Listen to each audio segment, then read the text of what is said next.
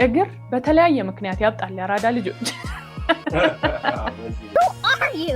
እግር በተለያየ ምክንያት ያብጣል። አንዳንድ የእግር እብጠቶች ግን ስለ ጤናችን ወሳኝ ማሳሰቢያ እየሰጡ ሊሆን ይችላል። የእግር ማበጥ ለአንዳንድ ከባባድ የጤና ችግሮች እንደ ምልክት ሆኖ የሚታይ ሲሆን እንደዚህ አይነት ምልክቶች ሲታዩ ትኩረት መስጠት ግድ ይላል። የመጀመሪያው የኩላሊት ህመም ነው። ከፊት ወይም ከአይን ቆብ ጀምሮ እስከ እግር ያለ እብጠት ከተስተዋለ ጽኑ የኩላሊት ህመም ምልክት ያሳያል። በሁለቱም እግር ላይ ከፍ ያለ እብጠት፣ ማታ ማታ የሚባባስ የማፈን አየር የማጠር ስሜት ካለ ደግሞ የልብ ህመምና የደም ግፊት ዝርያ ያላቸው ህመሞች ስጋት ሊሆን ይችላል። የእግር እብጠት ከዚያም ባሻገር የሆድ እብጠት ሲታይ ደግሞ የጉበት ህመም ምልክት ነው። የጉበት ህመም መሆኑን ለመለየት የአይን ቢጫ መሆን፣ የሰውነት ማሳከክና ሌሎች ምልክቶች በተጨማሪነት ይታያሉ። ከዚህም በተጨማሪ ከደም ቧንቧ ጋር የሚገናኘው አንድ እግርን ብቻ ለይቶ የማበጥ ምልክት የሚያሳየው